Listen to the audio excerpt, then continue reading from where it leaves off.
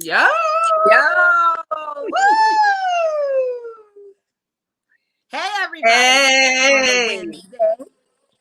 Quarantine, another quarantine. And so Wednesday. I figured, like, welcome back. I Sports. was going to title this again, like, quarantine, but we're not so much quarantine anymore. I think we're back into, like, social distancing. We're phase one right now. We'll say phase one of phase Girl one. Talk Sports, or a slow move back into getting closer and closer, possibly to seeing Quan. So happy Wednesday.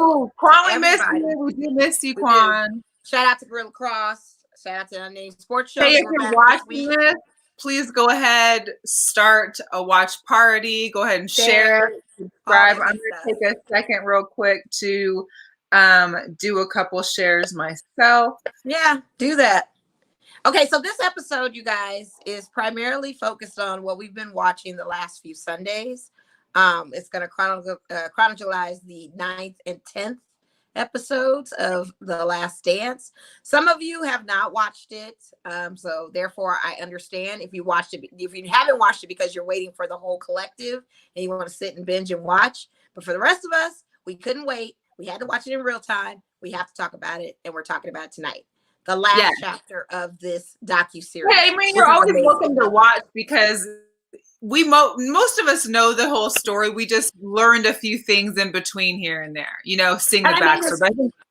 Yeah, and there's still much more to learn. There's so much more to learn. Yeah. And I know you have like trinkets and goodies to show off. We also have a guest. Yeah, I have like show and tell. Like I found like the biggest stash of stuff in my garage and I was doing a quarantine clean out. It's gonna like jog your memory. Some of the things that I have, I was like, whoa, no way. I mean, I have only one show and tell thing of Jordan. Oh, you do?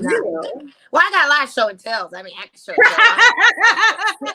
But this one is specifically Jordan, and it's a different adaptation to what I have about Jordan because this one was a book adaptation about him, but more so about him in the boardroom with Nike and the collective agreement as far as the design and style of each series of shoes and how that's broken down, plus other things with Jordan. It's Jordan, and then it's like his designers have a word to say about his sneakers and just all this different input. But it's a cool book. It's actually worth a lot of money now because I Googled it and didn't realize that it's like what used to be $25 is now a couple $100. That's how I feel about some things. So you gotta save this stuff. All go into like my things are gonna all have to go into some kind of like locked, safe shortly. You're gonna have to insure them too as best as you can, and you need to have a trust already set up to whoever you're gonna will those to. And it can't be should. It gotta be some of your favorites, like me or some of your other. I'm just kidding.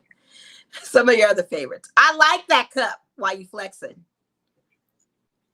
I mean, it's just a McDonald's cup. It's about flex. It's like 30 years old, but hey. And it doesn't have to wash much because when you get those type of souvenir cups, if you wash them so many times, they it had been in a box. Okay. Right. Let me just tell you what box I found it in. It was the original box from my 13s. I'd had the shoes with me, but I never could find the box. Found the box. And so 98, these shoes were $150. So there hasn't been a huge inflation on Jordan sneakers. I mean, not those. Those are not those. Which particular style of 13s are those? Which collection? These were the original. Yeah, I mean, no, I mean, I'm sorry, but for sneaker, these were 90. These are originals from 98 when they first came out. Oh, okay. Well, what's the this is the original box. So I'm saying like 98 to now, that's a good 25 years, and shoes have gone up like $20, maybe 20 to 40. That particular shoe, Fire Red 4s are $400 and $500. You get some of that Superman door. Yeah, but even like there was white and purple, metallic purple ones that came out this morning. Those were $190. Yeah, because that's a colorway that's never been done before. That's how it's different because that's a 4 that's never been made like that before. So they average at $190. They start at $190. It's the influx after that, the resale. You have to see how much you can get the resale on those, especially from that year. It's got to be at least a couple hundred. Yeah, well, that's the thing is I've had these since 90. These aren't these haven't been right. These aren't a retro. These aren't a retro one. Yeah, they've got that. They've got another set coming out. I think I want to say that these ones came out again, or they're about to come out again, like a week or two. And it's only like the second or third time. But okay. Yeah, I've never been a 13 person, but I know you kept those J's. Yeah. I like those. What's up, Donnell? Donnell is checking in. What's up, sir? Flint 13s. The Flint 13s. I never understood Flint, but they're the 13s. So like I call them the Carolina 13s because really that's what I look at them. But they're darker blue though. But they look like but they have like a baby blue throughout it. Kind of the gray and the blue make like a baby blue to me. So hey, I'll take it. They're J's. I know, everybody was posting their flex of the J collection that they do have. That was pretty nice to see. A lot of them are sought after. I mean, I know come December. You got a nice little collection too. Yeah, but I could do better, but I'm just done chasing the pony. I'm done with the lines. I'm done with, going with the bots and trying to wake up at 6 or 5 in the morning or 2 in the morning.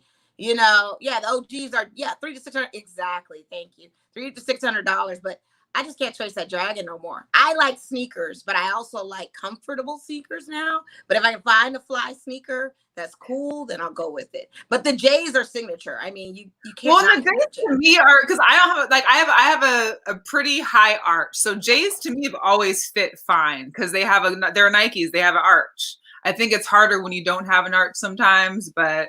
I've loved them. I was mad. I went on Nike ID yesterday because I missed out on these these camo Air Maxes that had like the lime green.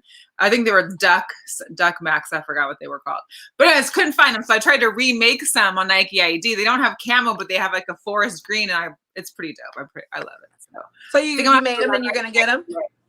I think so because they were like 130 or something. That's not bad. Yeah. That's not bad. He's in the house too. And I'm not, I carry the series. The furthest the series I'll go is to an 11, but I jump around in between that. I'm an 11 person. I'm a 4 person. I'm a 3. I have a pair of retro 2s with the cement, but I don't wear them. I don't and then I have a pair of the laser 1s. I don't wear those. And then I have the rest are 3s and 4s and 11s. That's pretty much my series. I did want a pair of 5s once upon a time, but like I said, I can't chase a dragon anymore on those J's. It's too much of a race. I'm not about to fight with these kids over some sneakers. And seriously, that's what I felt like. I was like, I'm on hold. Okay. I don't know. I can't. This is not my format. I gotta level my elevation. I'm Adidas now. So any Stan Smiths that come out that look fly, any Ralph Simmons that come out that look fly, any of the Y3s that look fly, I have to go that way, with my shoes, Rick Owens, whichever ones that come out that look a little fly in that Adidas collab, I'll do, except Yeezys. I'm not a big Yeezy person for some, because to me, that's like an ultra boost. I really don't care about the Yeezys like that. I can't believe we went on Girl Chat sneaker talk. Anyway. Sorry, let's get our guest. We got a guest. Another guest. Yo, BS. What's up, BS? Hey, what's happening? BS is in the building joining us tonight. Again, okay, Chicago native quick, boy. By way. I gotta just squirt in there on the sneaker chat real quick. Okay, Melly Mel, the sneakers that you have, you're not talking resale. Resale is nuts. You got OGs. If those are OGs. Resale is nuts on those. That's why I the price tag on it said $150. That's what you got original. But you got a resale of the original. But $150 was the price in 1998. Right. So don't forget. Here's the deal. They can legally not sell certain shoes for more than $190, $220, but the resale market is third party, private party. I'm on StockX. They're $600. Flight Club. So I have Flight Club. They're probably gonna be worth some money for sure. Right. I just blessed a few friends because I think I told y'all last episode, like I can't wear Jordans. I love them, but I can't wear them. My foot is just too wide. It's like the box itself. I just blessed some friends with Black Cat 4s that just came out. They were like, "What are you talking about?" The Lead Cat. The Lead Cat. Black Cat 4s. Yes. I just gave them. Monsters. I just I'm gave a them 4 away. person. I like 4s. I like 4s. I like. Yeah, 3s. I love 4s. I can wear the 4s. I got some of them. The military 4s. The bread 4s are coming back out again. I definitely got to jump on that. Yeah. Yeah. No, Jordans just don't feel good on my foot. I love them. They look sexy on everybody else. I can only put them on for 15 minutes. I buy them. You're like me with Louboutins. You're like me with Christian Louboutins. You can't wear them. Can't. I get them. I get it. I'm like that with Louboutins. Yes, I understand. I know we're gonna be talking about some Chi-Town action, so I did wear that just to wear a little Chi-Town action. Okay. Yeah. Now, I don't know if y'all realize this though. It's a little blasphemous because I'm a Southside kid, and this is a Cubs hat. So technically, you weren't a White Sox. Rock the socks. I was gonna check you. My grandmother used to watch one game and listen to one game on the radio. So the Cubs was the one that I gravitated to because they had better personalities back in the day. Gotcha. So she hit me to that. So I just want to rep that because I know we're gonna be talking a little Chi-Town action, Bulls, Jordan, Yeah. Yeah. So any comments or questions you guys have, just drop it in the chat. We'll shout and see well, somebody told me something. There's like some. Do you hear that noise, or is this me? I hear it, but I feel like it's his popcorn phone. No, that's is your droid popping? Is your droid popping? My lip gloss be popping though. That's what they say. But no, that's not my fault. I don't hear it when I talk. I only hear it when y'all talk. So let's see if I do the volume or something. Okay. Hey. Hold on. You guys were talking Last Dance episodes 9 and 10 for all of those who don't. Hey, What's up, this is happened when you came on the show too. Arlington had a big what's up, Arlington? Yes. As well. Mm-hmm. And happy anniversary to In the Zone. They had an anniversary. They just they're coming back. Yeah. Big ups to you guys. You and Palmer. I feel like you're still touching something over there. Bruh. See, I'm not talking at all, and I hear the popping. That's y'all. I'm not touching nothing. Look. Whoever got a cord or something dangling. I have no aux cord ever. Hold on. Let's see. How about now? Yeah. Now y'all talk. Yep. Nope. I don't know. I don't know. Yeah. Anyways, we gonna get into I can't be messing up. I can't mess up your show, but no, you good. You're good. Do y'all hear it when I talk? Do y'all hear the popping? Yeah. Okay. Yeah, that's not. Yeah, I don't hear it. I don't hear it when I talk. I only hear it when y'all talk. Maybe I blame Public Enemy for all of this. Down. Hey, PE. Hey, P. Don't come on now. I love PE. I'm just kidding. I blame Flavor Flav for. Yeah. I blame him for the co-op that he had. Local Las Vegas. So so Last Dance. Okay. We got a question from the group. What was Alex Williams? Shout out to Alex. I don't know who he is, but he ordered a hat too, right? Yeah. Shout out to him for getting a hat and supporting. Girl chat. He asked, what was your take on the Steve Kerr segment? I loved it. I love it too. Hear Mo's take because I know Mo usually hates on Steve Kerr as a coach, so I wanted to see what she had to say. I mean, as a person, Steve Kerr, I mean, that to hear that story of adversity, first of all, I'm tripping off his dad's name was Malcolm. That's number one. Number two, I just didn't know that was his upbringing, that he had a family that was cultured enough, educated enough as far as pushing the envelope of being worldly people and not just in one kind of simple mind frame. The fact that he took a chance in going over to Beirut was always tough in the 80s and 90s. You know, you heard Nino Brown say in New Jack City, he said he was going to treat the apartments like Beirut. They was going to be living hostages. Right. He cited Beirut. Right. So you already know in a movie line, if Beirut is bad, Beirut had some problems then. And to have him relive that whole situation again, I know that was a tough interview for him. It made me look at him in a different light for sure. It made me look at him in the connotation that, you know, he's a cultured individual because of his parents, so he's not definitely going to be that guy that's just like, I'm just some white coach and I don't know anything about ethnic groups and ethnicity and culture. He's a worldly rounded person. Genuine person at that. And, well, here's the deal. First off, don't forget, he wasn't a high draft pick. No, he was not. He wasn't and how he struggled to get that scholarship to Arizona. Yep. There you go. A grunt worker. Now I'm about to piss all the Jordan haters off. Okay? All the Jordan haters right now. Check this out. Understand, if you have won, if Golden State is your team and you won, guess what? You're welcome from Michael Jordan. Where do you think he got some of that mentality from? That's Jordan. Say it again. Michael Jeffrey Jordan. One more time. He did. No. I have to credit Mark Jackson's fault. I got to credit Mark Jackson's fault. Sorry. That nucleus, Kerr inherited from Mark Jackson. Okay? He inherited that nucleus. But what changed was the mentality without punching people in the chest and making people to be like a bitch, but the willingness, the focus to know what to do to win. Jordan/Phil Jackson. That's what you have to understand. Once again, there is no Mamba mentality without Michael mentality. Oh, yeah. There is no Golden State Warriors without Michael Jordan. That's what people have to understand. If people say they're sports fans, okay, cool. But if you are a fan of a winner, you gotta understand the mentality of Jordan, the focus, the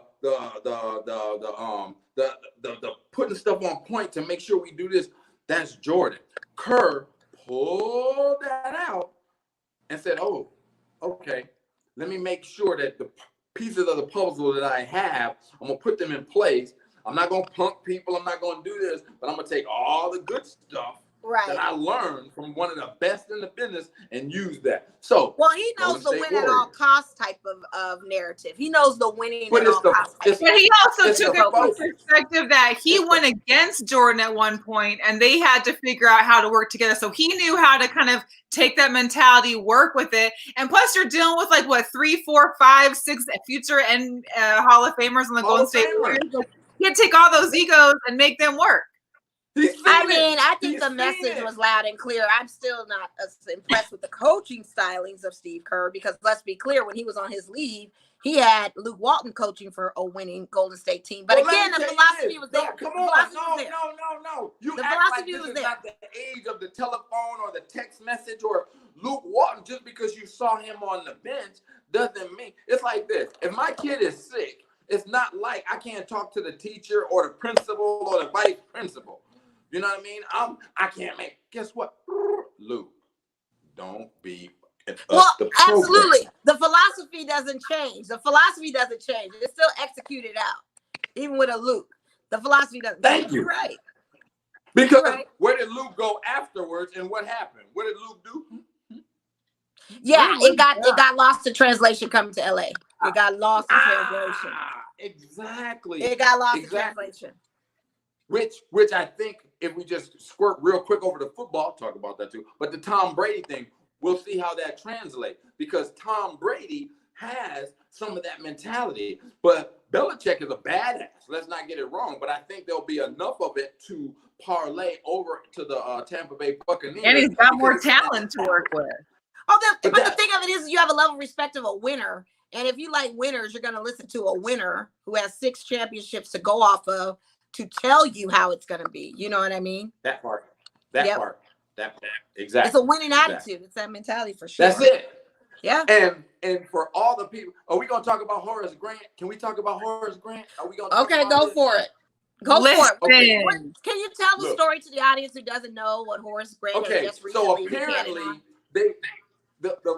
apparently what happened is they were Horace Grant exposed or gave some inside information on some dealings of the team to the public or to the press. Now, it's much like that most people are taught from our era, like we don't talk about family business in the street.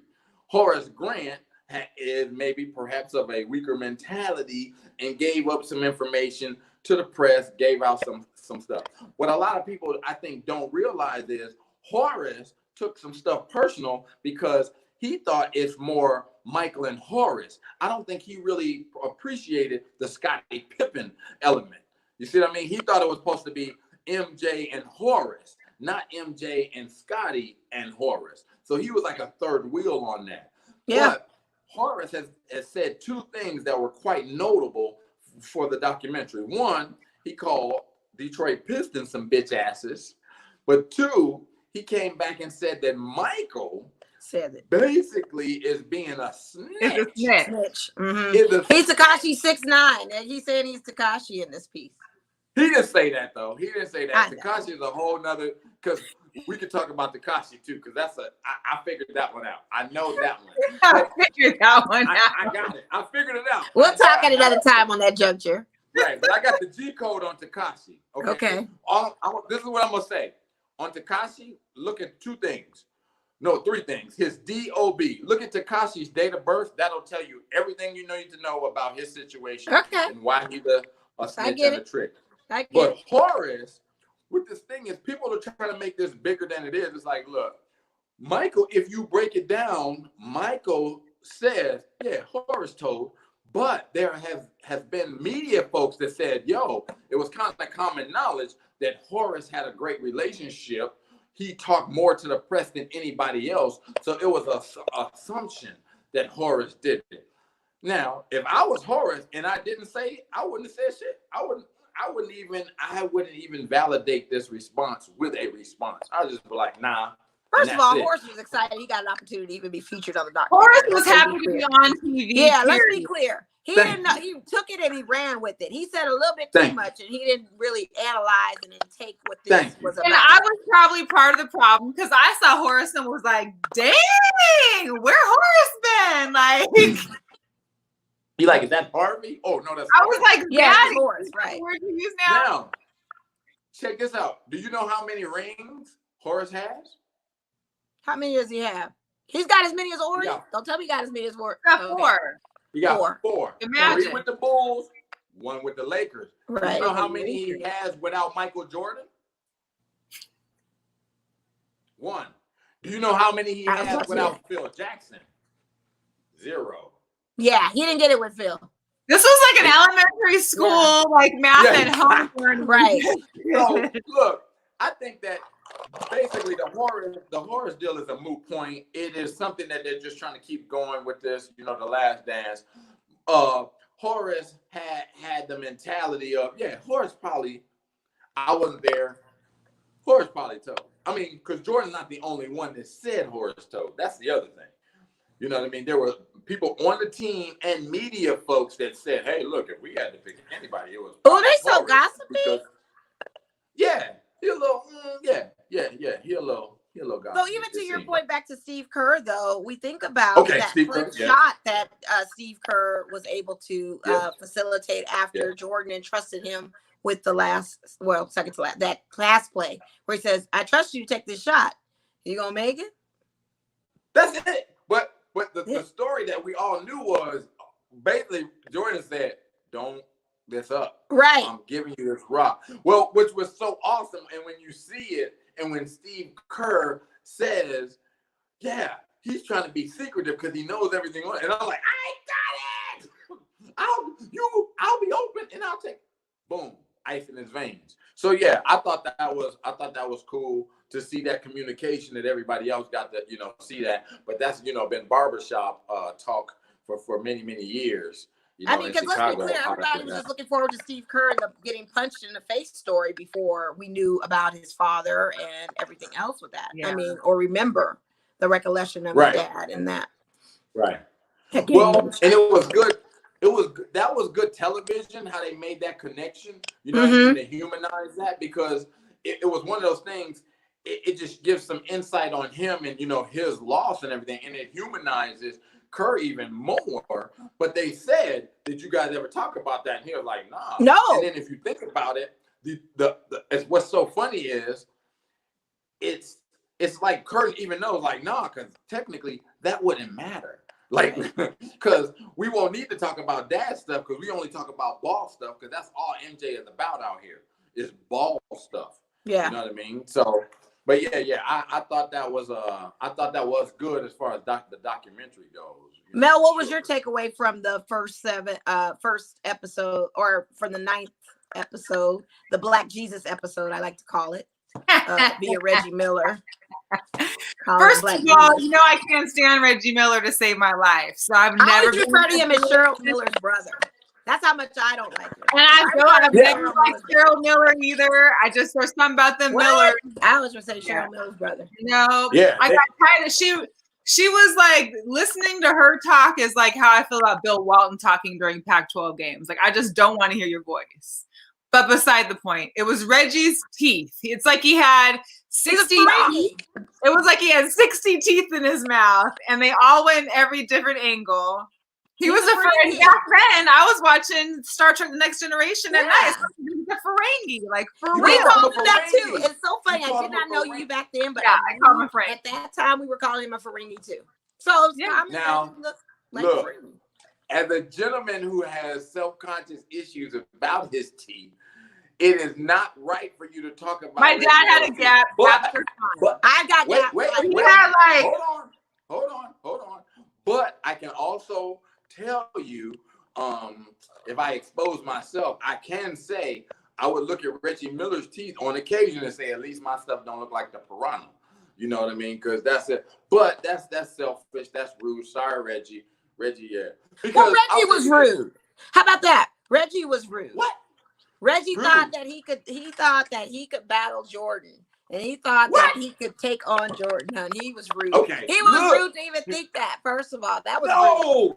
No. Here's the deal, okay? I love Michael Jordan, okay? Love it. But I love competitiveness. Reggie Miller, like he said, he can't go in thinking that he can't take him on and you already lost. You see what I mean? Like one of the things, we're going to get into LeBron, I hope. But look, Reggie Miller wasn't scared of Jordan, which is a great thing. That's what I like. That's why I said he's so rude. He wouldn't admit it. So, of course, he has to think he can take him right. You see what I mean? No, that's why I call it rude and disrespectful. I'm saying it in a lighthearted way, not serious, literal. No, I know. But he had to. But I'll tell you this. What did Jordan say? And I think the way he even said it, it was kind of a diss on, who is that? What they say? Gap gang. Don't change it. Gap gang. So the thing though is, what did Jordan say? Which I think was a slight even to Isaiah and the Pistons. He said, look, man, the only people that really gave us any real problem were the Pacers. You know what I mean? Now, that's coming from Jordan's mouth. Besides the Pistons, it was the But wait, he said besides the Pistons. But because if you look on wax, the Pistons was in that ass. No one beat them up like the Pistons. Nobody. Absolutely. We know that. Not even the Knicks. Nobody beat them up like the Pistons. Yeah. But Reggie was, he was all over the place. There was no, he was on him. Like he played him like nobody else really could. Yeah. Now, I gotta say did have the luxury. Yeah. Oh, I'm sorry. What was that? No, go ahead. I was saying the Pistons had the luxury of watching all those games leading to their series, which helps out a lot. You know what I mean? Because you can see what someone does, and then, okay, this is how they react to this player. This is who we should put on them. So I think that actually helped the Pistons tremendously. You know, they got to see all these other folks go against the Bulls, and that helped them out a lot. So, but still, once again, Black Cat, Black Jesus, Jordan, come on. You got that Spike Lee thing going on right now. Like, is it the shoes? Is it the shoes? Are you Mars Blackman right now? You doing Mars Blackman on us? Yeah. So look, there's I want to say this though, because people keep talking go. For the last 10 years, it's like, okay, you can't say GOAT to me anymore because Jordan, once again, he said it even. It's like, I can't be the GOAT because I didn't play this guy, or this guy. So it has to be error. You know what I mean? And if the NBA was shut down today and there would be no more games, then you can start evaluating who the GOAT is because time is not over. It's the greatest of all time. But its greatest of all era will be a little different. You know, and I said the greatest dynasty. To me, in my opinion. The thing is like because in my opinion, like the greatest dynasty, nobody got more rings than Bill Russell. Bill Russell played on baloney bottom shoes. Yeah. You know what I mean? Baloney bottom shoes in a racist, like literally super racist era. And not Sterling super racist. I'm talking about and he was the coach and player, and he got. But here's my thing, BS though. What was the most exciting dynasty epic series to watch? And I have to say, it is Chicago. It's not Showtime Lakers because we were back to back. They're the only team that consistently did 2-3 repeats. And I feel you on that. I would like to agree with you because of my personal feelings, but that's like art. It's subjective because don't forget, before those times we didn't have that. So before Jordan, like we're gauging stuff on stuff that happened after the fact. You know, I know certain people. I think that's what makes it great, though. But like certain people I know don't like the Showtime Lakers. You know, what I mean? Certain people. We got one on the show right now. We got one on the show. Certain people. But if you look at basketball and you don't like the Showtime Lakers, in my opinion, then you're a hater because what they did for the excitement of basketball, and because of that excitement, they had to cast the characters. You know what I mean? Because what happens is people talk about LeBron, they talk about Jordan, but people forget. Whoa, Dr. J. Dr. J was taken from another league and then brought into the NBA. And then it's like, wow, he was the most exciting player at that time. You know what I mean? And he wasn't, one-dimensional, which I think another thing, people don't take Jordan's evolution into play. Like, people talk about Jordan's pettiness. He was so petty that they were like, yeah, he's great. He's exciting. He's just a scoring machine. He was like, oh, damn, okay, defensive player of the year. Huh? What? You see what I mean? Like, you tell Jordan, man, you ain't nothing. He's like, oh, for real? Right. Okay. Boom. Come on. So, Jordan, once again, my personal favorite, my number 2, because I told you Larry Bird. Larry Bird's number 1. Yeah. Right, because I was into basketball before Jordan. So that's it. But Jordan. Well, can we talk about the Larry Bird thing now? Yes. So what did he say specifically? Because it did sound like I honestly thought, and I watched it again. He said, "Hey, bitch, fuck you," or something like that. Right. Yes, and I thought that but I thought it was Larry saying it to Michael. Right. So I have to rewatch it. But once again, here's another thing. If you look at that, look where everybody else was. Okay. Go back and look at this. Jordan is after the game.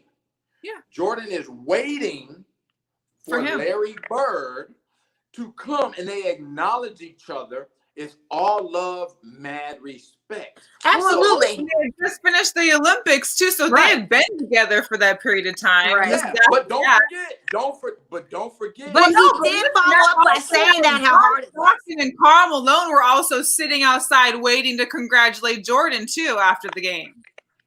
And we didn't even talk about Mailman. Karl Malone. How dominant he was. But we didn't talk about how big I give those 2 individuals credit because they were outside post game waiting for Jordan to get all dressed up again to come out and say, good game. Right. Now, once again, don't forget, if you look at it too, remember when Jordan when he started his beef with Russell, it was actually at a practice, Jazz against Bulls. Jordan wasn't playing. Jordan went to say what's up to Stockton and Malone. So when people like to look at this thing and they don't look big picture, they're like, oh man, Jordan was so petty because Malone got this. It's like, let me tell you something. Athletes have to put a pebble in their shoe for anything to spark them to get in that ass. So if he used Malone, oh, you think Malone the best? I'm going to bust his ass. That's what he used because that's what people were trying to do against Jordan. It's just nothing you could do. Well, everybody wanted to beat him. They have mutual respect for each other. They're not sitting there hating and, like the game's over with. They still come down to we're great players. We're in the NBA. Boom. Exactly. All right. So Bird did. I don't think Bird said that to him. I think Jordan said it to him and said, "You guys." I think Bird said it. I don't think it was. I think it's Bird. I don't think it was Jordan's voice that said it. Now, I couldn't hear it. That's why I only saw the subtitles, and I was like, he leaned. All you got Jordan come in, and I could see Bird's mouth on the side of him saying, F you. Right. I think it was. But then he said, "You guys were tough." You remember who said that word? If it was Bird to Matt or to Michael, I just watched it. I could have sworn it was Jordan because he followed up saying, "Man, you guys were tough. You guys are just super tough. And work on your golf game. You got time to work on your golf game now." Jordan said, "Well, see, that's the thing. That's why I think it's part of that topping. Jordan told Bird, Now you got time to work on your golf game. And Bird said, fuck you, bitch.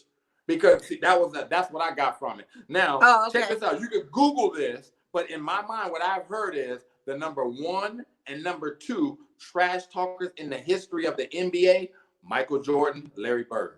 Those two right there. I didn't realize that Larry even had an M like that, because you see him. That don't sound like Bird to me, but it is. Oh, wait a minute. Check this out. Bird would tell guys, it was Bird to Michael. Bird to Michael, okay. We know Arlington was watching it close. All right. Okay, then. All right, Dr. Lane. We'll peep that out then. But Bird actually would tell guys, he would tell other teams and coaches, don't put no white dude on me. Like, do not put a white. That's disrespectful to have a white dude guarding me. Of my talent. Go up and tell guys, like if Melly Mel was guarding me, I would go to Mo and be like, Mo, look, I'm about to bust Melly Mel's ass, shoot a 3 in her face, and then sit on the bench next to you. And people would look at him like, are you crazy?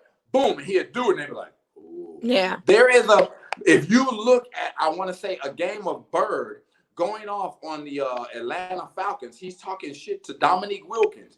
And what happens is he is lighting them up so much that the Atlanta Hawks bench is cheering for Larry Bird. They get fined because they lose it.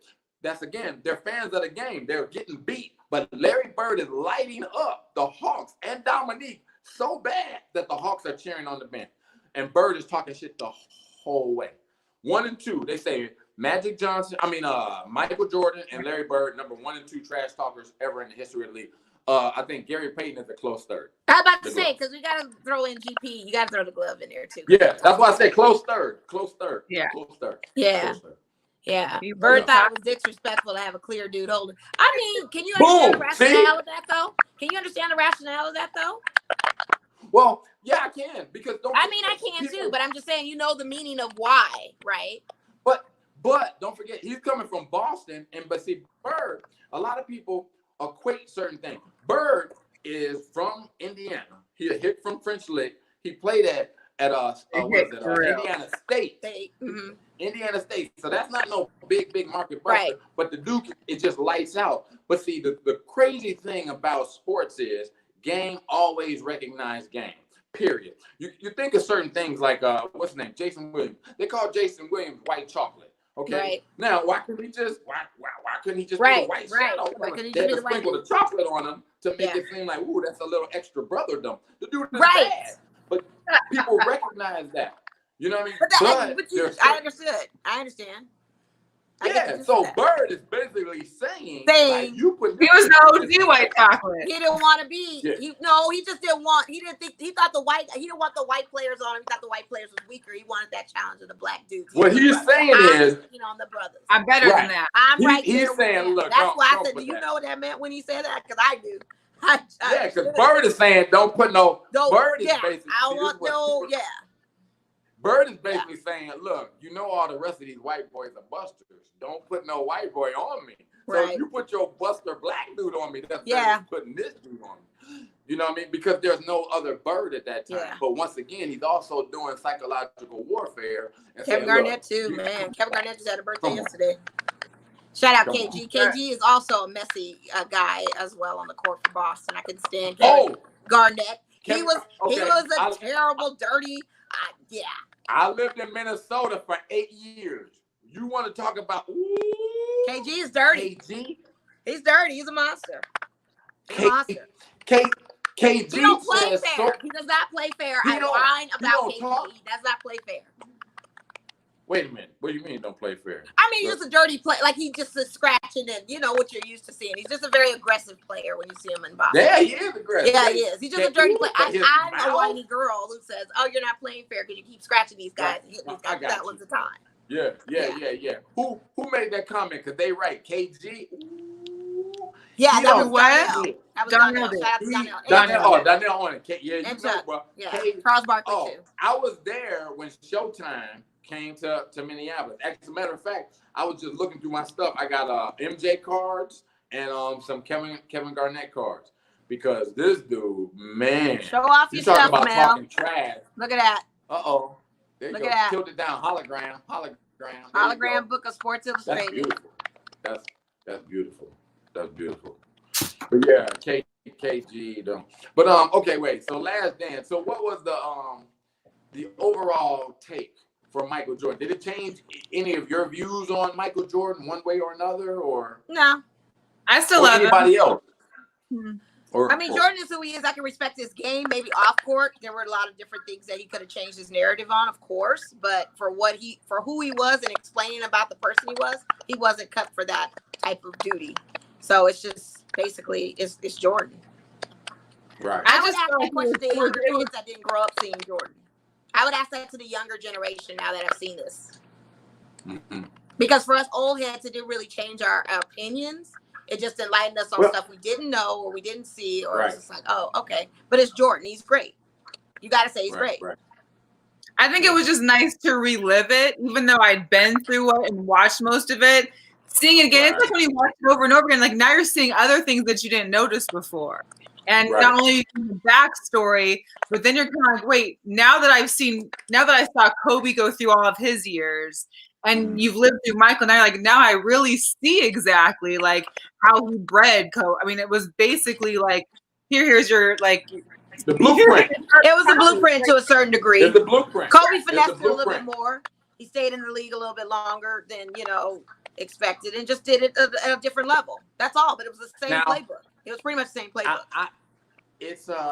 And I think what happens is this. It's kind of like with music. You hear people with music, especially rap music, they're like, yo, this bullshit that's going on today, this ain't real, blah, blah, blah. I'm like, look, here's the deal. It's not for you. It's not yours. So when people get on Jordan and then people want to go against LeBron, I'm like, hey, here's the deal. Jordan is just not your cup of tea. Now, because I believe it's because you didn't see it. You didn't experience it. People are telling it to you, and you experience the LeBron James era. And there's not a lot of guys in that era to do what LeBron James did. I still believe that LeBron James was created more than, or Michael Jordan was organically, evolved. He's evolved, yeah. That's it. You know what I mean? Like Michael Jordan was one that came in. They had some high hopes for him, but it's like, okay. And then perfect example is the shoe deal. You know what? We'll do it. Dude hit the last shot. North Carolina, $3 million is what we can hope to have. Boom. What? 120 plus? But like LeBron didn't come in with any of that naivete. You know what I mean? LeBron had his shoe deal before he had his contract. So there's level of expectation on a LeBron, and that's look where at the fruition of what LeBron has brought. LeBron's evolution of his own has brought in a black agent to change a whole complete narrative of the NCAA and its players. Like he has taken it and dusted any other athlete as far as getting their money, getting exposure, or getting anything that you would ever imagine. Your contract deals are never the same as anymore because of LeBron James and his friend Reggie. Wait, but no. Well, I agree with that on a portion. I believe Jordan is the guy that lets you know it's possible. LeBron is the guy that lets you know. Executed it and said it can happen. You need to be in the room.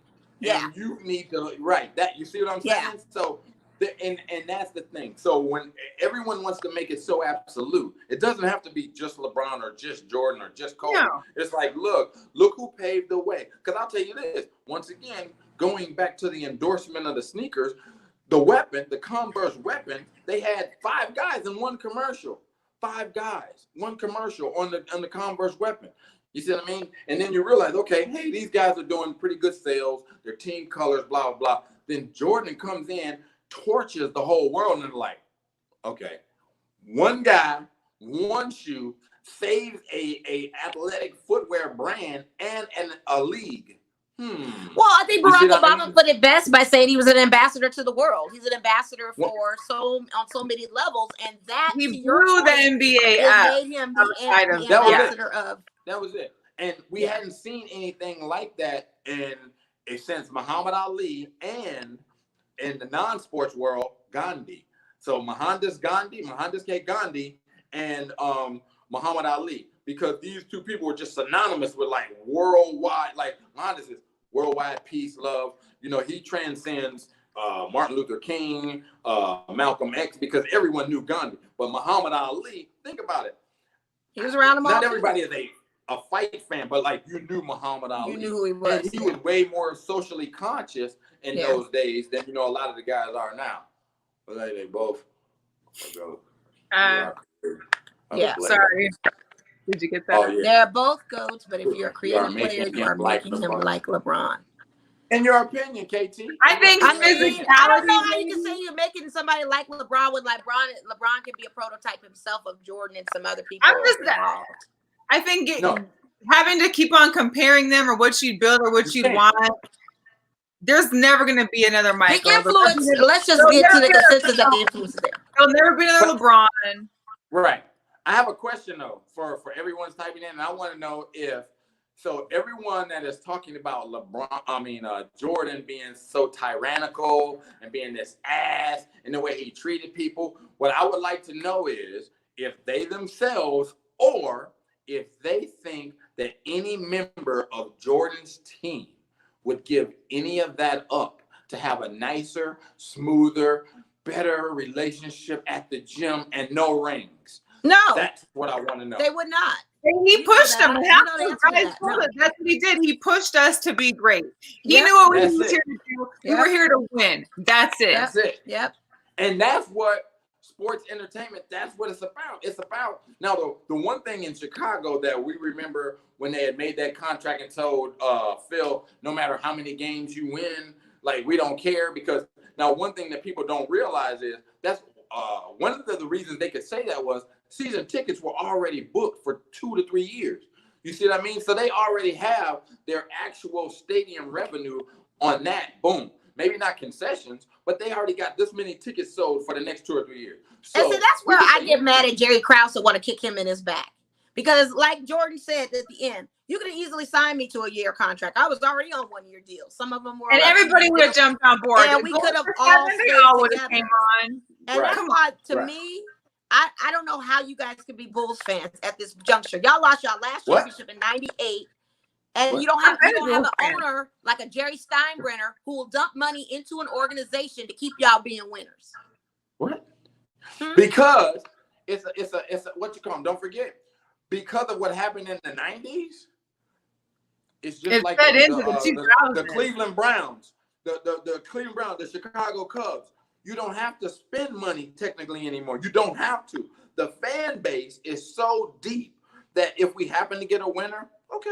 But if we don't, we cool. Because I'm not even talking about the money that you spend on that. I'm talking about the talent and everybody just pull everybody together. Why wouldn't he spend that money to keep that team intact like that, and a coach for that matter? Well, I think if anybody messed up, it was Reinsdorf and didn't. I'm sorry, not Krause. I meant Reinsdorf. Reinsdorf. I'm sorry. No. I think Reinsdorf didn't have a conversation with Phil Jackson and Michael. Well, Phil first. You gotta have Phil first, and then everybody else follows. Yeah, exactly. That's what Arlington was saying too. Yeah, there needs to be the top. Yeah, true. To your point, Arlington, I know he wouldn't have taken it if Phil hadn't come back, but the thing is, the money could have been there for Phil to come back. Thankfully, I mean, it was great that Phil came to us because we won some championships with him. But I'm just saying, but I'm just saying he didn't have to do that. That's what I meant, Reinsdorf. But once again, we're talking about our pockets. You know what I mean? You're not talking about ego heirs and millionaires that already have these money. Then once they knew this, Phil's already got stuff lined up. They've already told Phil, hey, look, man, you leave there. We already got, like, Phil has a bag waiting for him. You know what I mean? Well, they knew the season. Hey, we're done after this season. Again, knowing that you have a bag waiting for you, why wouldn't Reinsdorf get the bag to keep him? That's why I say, why wouldn't you be like a George Steinbrenner? Keep your organization winning. Keep them in this level. But that's what he was saying. He came too late. He started off the season saying, hey, you're done. And at the end of the season, it's like, oh, hey, well, why don't you just try it one more year? No, dude. Yeah. If you didn't offer it for the first time, I see what you're saying. Right. And one thing I do appreciate that they said, because once again, this is a business. And the one thing that was really good that at the end of it, they did give Krause credit because he was a great GM. Right. He was good at putting those pieces together, because that was another thing that I don't think people give Jordan credit for. If you look, there's got to be, you have to be able to find this somewhere. Jordan was always underpaid if you look at what he did for the league. Yeah. But if you look at the back end of his contract, because don't forget they still have salary cap rules and things like this bringing those players on. But his contract was so incentive heavy that he could get it all on the back end. So if you're giving Jordan $40 million for this year, that's still underpaid. But if you incentivize him and give him $5 million for every other accolade that he gets, boom. Yeah. You know what I mean? So that's one of the things that I don't think, like Jordan could have just said, yo, I want $80 million a year, and then I don't care what happens. But he was smart enough to think even if Reinsdorf told Phil, you know, forget it, we'll wait. Even if he was able to bring MJ back, you don't think Phil would have just forgone the Laker money and said, you know what, I want to come back one more time with the guy? Well, he didn't get the Laker job right out of leaving. He took a year off and then got it following after. But I'm just saying, like, you don't think he would have come back? I think you already told me from the beginning of the season, hey, I'm done. So this is my last year. The whole season, all I'm thinking is, this is it. I'm going to screw over you guys. We're going to win the championship, get 6, and I'm out of here because you told me I was done. And by the time the season comes and they win, then he's like, oh, you know what? Maybe you want to stay one more year. I wouldn't want my saying though, if he had got Jordan to come back and stay, you think Phil would have came? Jordan thinking about Phil. But I think the thing is that would have had to start. See, it's a couple different things because Phil is also very unique. There's only a couple coaches like Phil, Pop, a couple of these like Zen masters that are they about their money, but they are so in tune with the players and what you really need going on. So don't forget, Phil couldn't leave the Bulls and just go to another team. That's also in his contract. You see what I mean? They paid Phil not to coach for a year. That's a part of that. So I think that there were probably conversations with Phil and Michael, because they seem to have a great relationship on that level, that wasn't a possibility, and they don't think it was a possibility. And I believe that we got to see Reinsdorf say this in his documentary, but at that time, I don't think it happened. Yeah, because that I can't believe it, because Michael is as fluff as this piece was, and it was all about him, and he produced and everything. But you could see how he was really upset over it too. What's that? You could tell that how Jordan was upset. She's saying, he would get emotional. I mean, don't forget the dude he has very smart business people around him. He has become a better actor since Space Jam, by the way. So I think some of his stuff. But the one thing is, if you watch him when he gets that laptop, he's not that good of an actor. He cannot hold back his despising people. He can't. It's what they say is written all over your face. Right. He cannot. And that's why we got so many good memes out of it. I haven't even seen them. I haven't seen them. Well, the laptop laugh is hilarious. But was he really listening to Kenny Lattimore? Like, I don't really believe that. Oh yeah. The earphone one? When he was bobbing his head, like, what song does Kenny Lattimore have where your head was like this?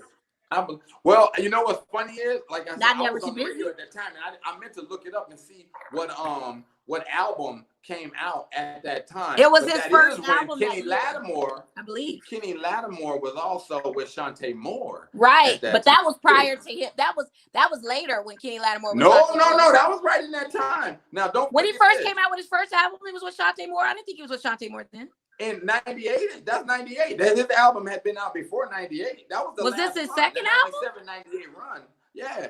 Now, here's the other thing.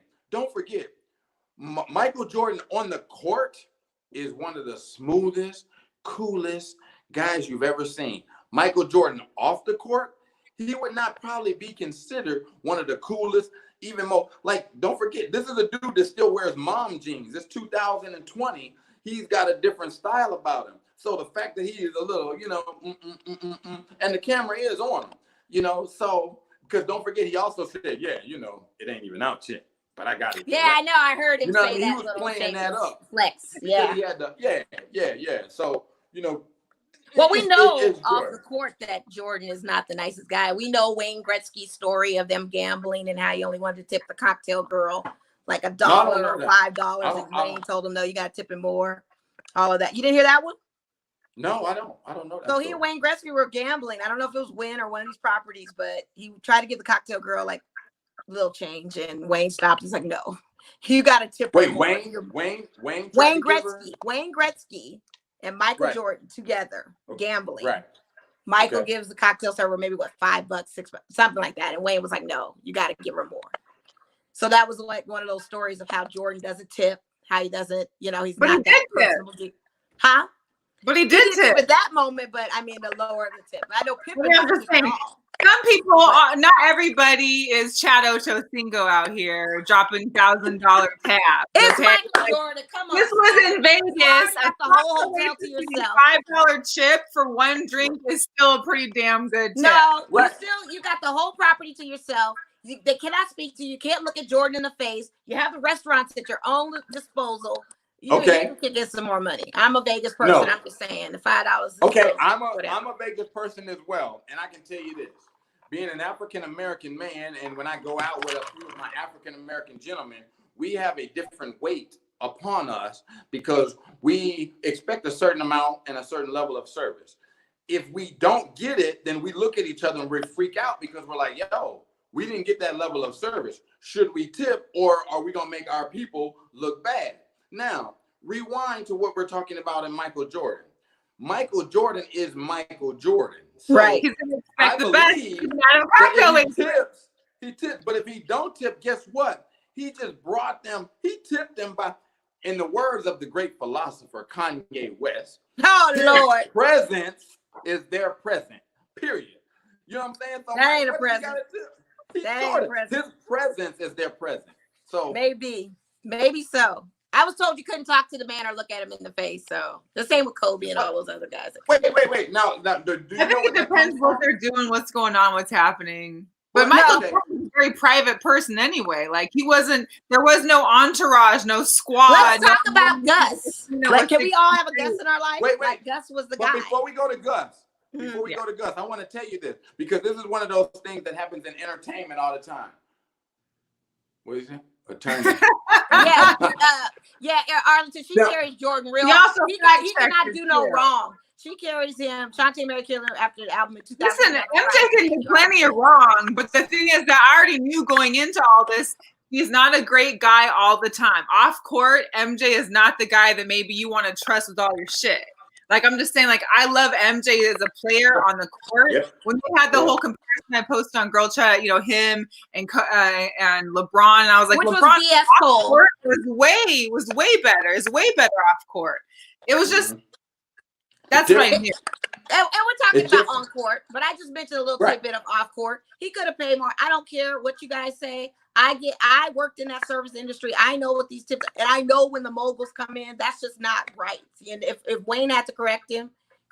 Like, you ain't giving no, you stand there for free. What? You stand there for free. What? You're getting a gambling credit for free. You ain't got to pay no money. Wayne could have tipped her. Because I'm going to tell you something else. Cost money. Wayne could have tipped her, but I'm going to tell you this. Wayne did. I think he did in that story. I think he did. He said, no, next time you give her this. And I think he gave her 100 or something like that. I'm going to tell you this. Do you know middle-class people tip more than millionaires? Yeah. Absolutely. But what I'm saying is that's wrong because middle-class it is wrong. Compensating. So Jordan should just be like, okay, so middle-class people. But wait, let me get back to this eyeball real quick because this goes into the entertainment thing. Like people say, you couldn't look Whitney Houston in the eye. You couldn't look Mariah Carey in the eye. Yeah, Mariah, I heard that. Do you know why? Do you know why? Probably because they're insecurity. They don't want you analyzing them. No. If I look at you in the eye, I make a connection with you. Okay. You're my fan base. So if you look at me in the eye and I ignore you, boom, now we have a problem. Right. If you never look at me in the eye, we don't have that eye contact. I didn't say no, you can't be disappointed. I can't. You see what I'm saying? So that is one of those, that's a shield that helps the entertainer, that helps the athlete. Because if you look at me and you say, hey, can I get I got to look at you. Now I have to make an executive decision. Either I say yes or either I say no. Now, if I say yes, guess what? There's probably 50 more of you right behind you. Oh, most definitely. I got an interview I'm late for. Oh, for sure. You see what I mean? So that's one of those things. Now, do they get that when they come in? Yeah. I always say it's hard on them as well. People only look at their money. They make all this money. They should sit down and do that, I've dealt with so many of these people. I'm like, yo, you would be surprised at how many people are upset that they can't sit down for 3 hours and sign everything. Michael Jordan, give me a break. Come on. Michael Jordan is how old? what, 56 years old? Is he? Michael Somewhere in Jordan there. right now has not been on the court over 20 years. Michael Jordan can't go nowhere without being stopped at least 5 or 6 times. Easy. For sure. Easy.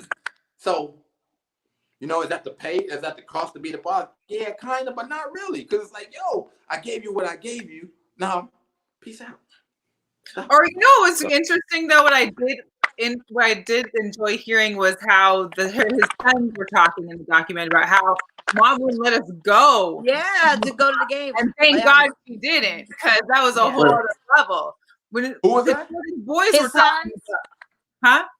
When his sons were talking towards the Yeah. end of the Oh, right. Not being able to go to Utah. Go. It's not safe. Basically, she's saying it's not safe. Yeah. It's not At all. safe. No, which is brilliant. Yeah. Oh yeah, yo, we could have another whole show on his kids though. Oh man. Oh. Yeah. Well, we have to get you on. I had not heard about them since one of them was in college, and that was the last I heard. So just think of this: you are the spawn of the greatest basketball. You can't. player. That's too hard. That's a lot of pressure. And That's a lot of pressure. Neither one of you is over 6 Are good. Right. But isn't his daughter quite tall? She seems to be the most athletic out of all of them to a certain degree. No, because she favors him. I want to say the middle boy he had a couple dunks they put on YouTube or whatever. He's holding up down the fort with the trophy room, you know, right now with the sneaker angle of things. But the pressure, the spotlight, you know what I mean? You're MJ's kid. But do you think too, because of MJ and who he was, that it wasn't that he didn't have time to be with his kids, but he just didn't make that their choice or focus, or their mom was kind of like, as far as what do you going mean? to, like when you see Bronny with LeBron. How Bronny wait. Are we talking about the documentary or what are we talking about? Like as far as the kids' influence of Michael Jordan and their pressure of being their son, of being a child of MJ's. To live up to. Well, I think because back then, like, there was nobody else in the league that was that high. Like now, yeah, there's the Lebrons, there's the Curry, right. there's the Bronny, and you see Sharif O'Neal and stuff like that. Had all the focus. Like, what are Jordan's kids doing now? What are they doing now? And there was no social media. It just seemed normal. Like LeBron's kids are all on social media. That's just normal. It's what every kid does now. It was a conscious effort though, because he was insulating his children. You have to understand. Like, don't forget. You see how they were treating Jordan when he was when he was in Barcelona? Imagine how they were treating him here in the States. I mean, don't forget this. If you go look at some of the games before playoffs, okay? If you look at some of the games before playoffs at away games, you're going to see just as much black and red as you do the home team stuff. Right. And think of how fanatical people are. People want to, you got people right now, like when Kobe passed away, people are like, you know what? I knew his hairdresser, blah, blah, blah. So the fact that you might have known Jordan's kid or something, people do that. So a lot of that, because his mom was no dummy. If she was in the financial world or the legal world, she was real smart and they knew about their public persona. So no, they were very insulated. You know what I mean? It was a conscious move. I mean, you would definitely have to be sheltered, because there's no way you could be the kid of Michael Jordan and be out there and willy-nilly like you would today currently with some of these kids. Yeah, because everything is so transparent. Yeah. Okay, so can we please talk about Gus? I love Gus. Everybody needs a Gus in the man. Listen. I don't know. We all need a Gus in our life. We need a security person to strong arm. Here's the deal. If there was a Gus around, 2020 would have been a whole different, let me tell you. I feel like Gus could have like blocked a lot of all this bad 2020 stuff that's happening. Like Gus, man.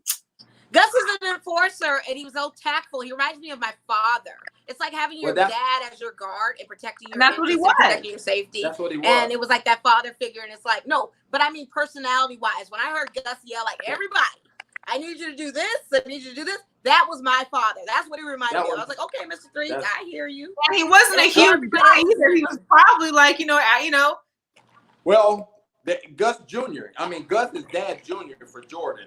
But now what a lot of people don't realize in Chicago, you got a couple layers of who people give respect to, okay? So in Chicago, the police, like people know the police flag and don't even know they know the Chicago police flag. Or they know the Chicago flag and it's because of police. So in Chicago, you got basically the police and the Chicago Transit Authority, the bus, and you got sanitation. That's who runs Chicago. Like they get it. So don't forget, Gus is former Chicago police. So he knows how to handle himself. He knows how to talk to people. And he knows that this little basketball stuff, that ain't nothing. Because I'm dealing with black gangster disciples and El Rookins on a, like, this ain't. He's like, whoop, whoop, This whoop. is Hollywood. But the way that Jordan said, I needed him, that let you know. It was like, he was like his, for lack of a better word, his whoopee. He was Daddy Junior to him because he needed to insulate, you know what I mean? But with that little crew that he kept around him, he knew I could trust these guys. Like, I know people's minds are being able to trust them. Yeah. And that's what it comes down to. Yeah. When they say that one, what was the guy's name? Was it Kevin or Keith? And it says da-da-da, best friend. I know people were like, what? That's your best friend. But because that's who he could trust. That's his dude. You know, and yeah, Gus, man. And then when Gus's wife start talking, or when who Gus's looks wife amazing, said, like she was like, oh my God, like beautiful woman, speaking about her husband and just how that relationship was, and it was just not interfering, and just the trust. And after Jordan losing his dad like that, and having another sort of senior in his life like that, to be, man. Yeah.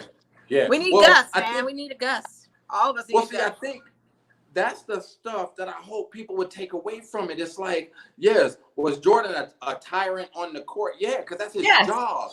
But not Gus got that game ball too. Gus got the game ball. I mean, that was just like took that ball just for Gus. Like that's your friend. When she says he's the one that first noticed Gus was sick, he's the one that told me, yo, make sure Gus goes to the doctor. Yeah. Then he said, when she says he was at the hospital, he was at the doctor's visit. That's the stuff I'm like, okay, everybody, when you're talking about Jordan is this asshole and blah, blah, blah, all these guys are still human. He is taking it another level because, yo, this is the human factor. This is what you do for family. Gus is not just he's family. He's family. You know what I mean? Yeah. But Jordan could have been like, yeah, I'm going to send a nurse or I could do this. Nah.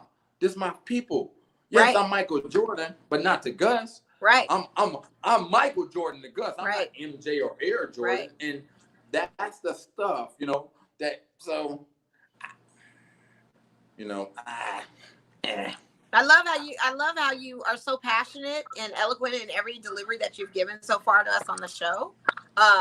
For the Jordan lovers or the haters, just to give some insight. Well, it's fair. I mean, because it is fair. No, it's fair. I don't hate LeBron. It's not biased like Melissa does. It's very fair. Like Melissa, I can't talk Kobe with her. I can't talk Lakers with her.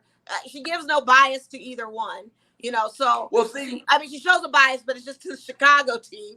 I get it. But for you to break it down like that, it's great. Lakers. That's just the one team that I hate. That's all. Right. I don't understand where that hate is driven from. I just don't even understand it. But that's for another time. I just don't know where that hate comes from. That's like that's like LeBron. Because it's winners. Like who doesn't like winners? I don't understand. Like, but see, that's haters. Everybody should be on the bandwagon for winners. Everybody should want to always be on the winners team.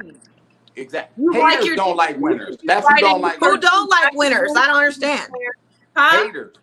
Who don't like winners? I just don't understand why you don't like winners. I hate Boston as a team, but I gotta respect them as winners. Like, I mean, I'm not saying I didn't respect them. I respect Magic. I respect James. I respect I don't like the Lakers. I hate the Lakers organization. I've never been a Laker fan. I understand why. Because I've been a Bulls fan. Right, that's her deal. Like for me, I'm gonna tell you this. No bull. What's my man name? Georgetown. Patrick Ewing. Look, don't say no comments about no looks, no aesthetics on Patrick Ewing. I'm gonna tell you something. Patrick Ewing, okay? I had personal experiences with Patrick Ewing. He is a Georgetown alum. He is an awesome individual, pretty cool cat. Because he's a Knick and his battle with Jordan, I don't like Patrick Ewing. But because he's the coach now of Georgetown, and he's a good guy. And the Georgetown Hoyas name, like Alonzo Mourning. I mean, Right. But he a little bitch, man. Oh, sorry, so. But wait, so Mo, check this out. You on the shoe game. They made a Jordan 3 in the Knicks colorway, and they could I not know. figure out why it didn't sell. And I'm like, are you Nobody wanted serious? it. First off, if you're a Jordan fan, you're not messing with that shoe because Right. it's Knicks color. Right. Second off, if you're a Knicks fan, you ain't messing with that shoe because it's a But Jordan. I dare to I'm differ like, because I know Knicks fans that love Jays and they own some of those Knicks, those 3s and the 4s that came out in those Knicks colors. I already get know. it, but I wouldn't. Like, I'm like, I you personally crazy wouldn't 'cause either that- because I'm not that fan. Right, I but I'm would. like, for me, I'm like, nah. But Now if they were make them blue and like red it- green, maybe. Right. But they make Jordans in the Laker colorways. They make them in, and I still would rock it because it's Jordan. Like you said on the last week's episode, how if when Jordan passes, how he could be the new logo. That's what it is. Well, I think wait a minute. I think that's an exception to the rule for anybody. If you're gonna wear No, some I get J's, it. I mean, I personally still have it's weird for me to see LeBron in a Lakers jersey. I'm gonna be real honest with you. it is. It's a little strange. It's really weird, but that's me getting away from the business of the sport. That's me looking at LeBron. Like, I'll say this, and I think that's another thing. People need to get over the eras of things. It's like in the LeBron era, you can create the super team on purpose. In the Jordan era, you could not. It had to be so strategic and organic. It's almost like Phil Jackson, Belichick. It's like we are going to get these role players to create what we need to do to win. Here, in this era, it's like, okay, salary cap. Who's available? 1-year contract. We're going to do this. Let's make it happen. And it's so funny that you bring that up because when Phil came over to the Lakers, it was like, oh yeah, we excited to have Phil, but we were never a fan of Phil because we didn't care for the Bulls because of the whole Jordan era. You know, you took wins out of us. So to have Phil come back and then we win, it's like, oh, well, we good. We see no wrong in Phil. Same thing with LeBron. We didn't like Rodman when he came over because hello. But I hated LeBron when he was a Cleveland fan. I hated him as when he went over to Miami. But in Lakerland, it's like LeBron could do no wrong. That's that LA powder, whatever. Like, no. He's using us to our best minute. If you didn't like him for every other team when you like him just because he's now on your team, that's just. But that's the same thing with Phil Jackson. This is the book we got on Phil Jackson. The last season with the Lakers. We don't care about no bull stuff.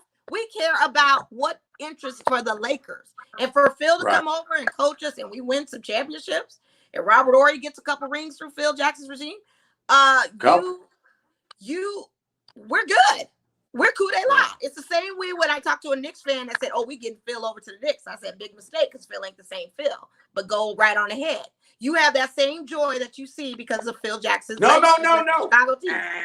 They did. No. They did. No. He was not good, Phil, but they did. No. They did. Phil, Butler. Phil is the same Phil. The player's DNA ain't the same DNA. I don't know.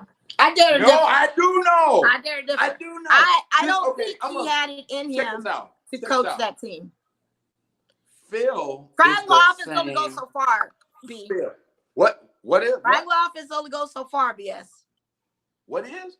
Triangle offense only goes so far. No. Listen, please.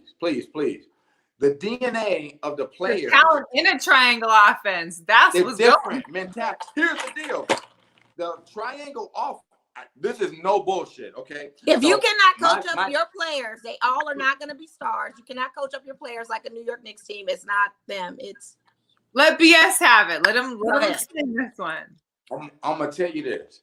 It's all about discipline.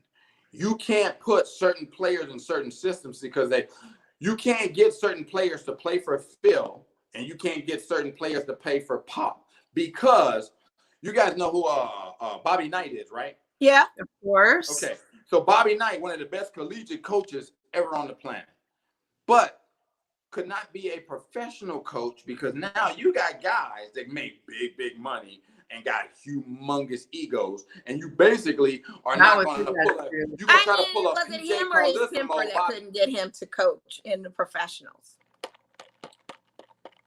I'm sorry. What? Was it him or his temperament that couldn't get him into the league? His temper. What I'm saying, the temperament what and I'm how trying he's to tell you. reacting with these other these egocentric players that he has. You can't do that. His Bobby Knight's coaching style is undeniable, but it doesn't transfer into the pro game. Now, once again, you talk about a Phil Jackson, and you got all these players that are coming in on this different level, one and dones. They got $7 million before they touch the court. It's a discipline. Michael Jordan, they still had to be in a system. Now, the system was, hey, guess what? We're going to do it like this. Michael's the number one, and then we go like this. So with Phil coming in and it's like, look, here's the sit. Man, we ain't got to do that. My shoe deal, I don't have to win a game, and I'm still guaranteed $22 million. Why do I have to listen to you, Phil? Instead of people saying, well, hold on. Phil can create dynasty for us. Phil can help us create legacy. See, I'd have rather people that would debate that about Phil Jackson's condition at the time, and he goes to Stephon Marbury and the Knicks over there. Wait, check this out. How many rings does Pop have? Do you know? Pop's got what? 3 from 3? 2? This fool's got he got at least 5, maybe 6. At least 5. He has 5 or 6? At least, I didn't think Pop was coaching at that least long. 5. People forget. Here's the deal. Phil, Duncan is not as flashy as other players. They always talk about textbook, blah, blah, blah. But you know what they did? They consistent. They whoop that ass. They consistent. They whoop that ass. Because it's a system. Those coaches have systems where you're not bigger than the system. But that system has a discipline. Like, what's the name? I feel like the type of coach Phil is, he could go, I mean, the type of coach Pop is could go to those type of teams and change them. It's not the type of team, it's the personalities that you put on these teams.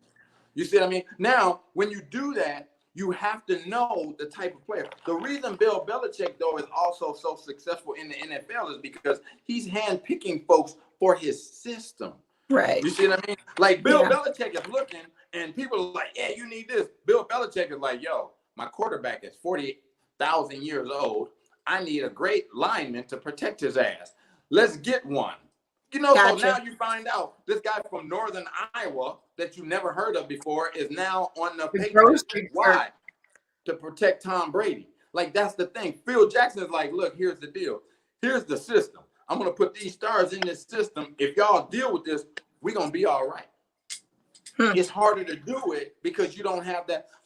Antonio Brown, okay? I'm bouncing into football. Antonio Brown lost I want to say at least $33 million within a 24 to 48 hour window because he couldn't stay off Twitter. What the hell? Are you kidding me? More to do with Twitter and other things. No, but it had to do with mentality. Yeah. It has to do with your mentality. If you told me right now, BS, if you don't. But his mentality was set up, not to cut you off, was set up to the fact that he could do no wrong. He was spoiled over there in Pittsburgh. Like, he didn't have no repercussions for any of his actions, I felt like. But what I'm saying is this. You say it was set up, but it's because he's had access to that. So now if you got. With no recourse until now. With no recourse. He was doing those same shenanigans and he had no recourse with a Pittsburgh team until now. But what I'm saying is he is not alone in that type of mentality. So if you can't reel a guy in like that, then you give Phil 3 Antonio Juniors. They might not be like all the way like Antonio, but they Antonio Jr. What can you do? So is the level of respect there not earned then if you can't get those guys to shake? Like they don't buy into the whole. It's a coaching style, that's all. It's just a different coaching style. Right. It's not that it's not earned. See, the thing about the draft and stuff is, the crazy thing is these guys do get kind of a mixed bag. And if you have star players, the way the NFL and the NBA is basically set up, it's star driven. So if you bring on a star to your team and you're not willing to either cater to their style and make them mega stars, or you don't have a way that you didn't already figured out how they're going to work for yours, then they just dead in the water. You could be whoever you were wherever else and then come over and be like, nah, J.R. Ryder. J.R. Ryder's a guy that was unbelievable in college. Oh, yeah. Pull him to Minnesota, terrible. Went to the Lakers, he's great. Mm-hmm. It's a system thing. You know what I mean? And the coaches, Phil realizes if he has us three right here, he's like, yo, okay, I'm gonna have to do this. BS gonna have to eat cookies on Thursday. You know what I mean? Mo gonna do her thing, and Melly Mel gonna hate on the Lakers to get motivated. As long as we do that, we got a chance. But Right. another coach might be like, nah, y'all all gonna love the Lakers every day of the week. So now Mel got an attitude. She's like, nah, forget that. You know what I'm saying? So that's what it is. So it's got to be reciprocal, and I think people forget that it's still a personality. Oh no, I did. I totally did, because I was like, well, how did he drop the ball being over in New York like that? Like, how did it just crumble like that? Because it's Phil Jackson. Like, it's a trickle down. Yeah, it's a trickle down, and what they do as far as giving them certain what power they give them is a lot of backdoor stuff. If you even look at what happened with the Lakers and Magic Johnson. Well, we're not even in that discussion, because I have my opinions about that with Magic. Okay. I don't think he was pregnant material, but continue. Right, but see, that's the thing. You have faces. You know what I mean? And he's this because he's a great recruiter and he's the face of it. Yeah. So once again, that gets the fan base excited. That gets the people excited here. But then you got the GM that's doing other stuff. And if he's contradicting what Magic is saying publicly, then you have dissemination. You see what I mean? Now, if he's publicly saying, hey, Magic's our guy, but doing stuff like Jerry was. Like, Jerry was an asshole. We didn't know he was an asshole until y'all saw the documentary or whatever. But publicly, for a large part of it, he's like, look, let's just make this shit happen. And that's the difference. Once again, maybe the error, because now everything is public. And the news outlets and the sports outlets. Well, it's just very transparent now. You can probably get your hands on anything. It's a transparency thing. That's what you miss about the olden days. The access is there. It's just so easy accessible to get any kind of details you want to get. It's too much access. Yeah. You get judged in public opinion before one tip off, one puck hits the ice, absolutely. or anybody hits the first kickoff. Absolutely. Yeah. Right on. New York didn't have Kobe or Jordan either when Phil arrived. I mean, that's apparent too, but at the same time, I just think, they didn't have a great spot. I mean, what would Phil be doing without a Jordan or a Kobe? Like, might be like 11 rings less. Who's that? Phil. Oh, yeah. Phil. Without a Kobe or maybe he could be. Where's the lie on that? Wait, he won one as a player, right? So then he don't have one. But where's the lie with that? There's no lies on that. Not at all. No. So our sports, we've been going for a while. Our sports, we've gotten a couple things that, possibly June 1st is a day that there'll be some sports coming back around.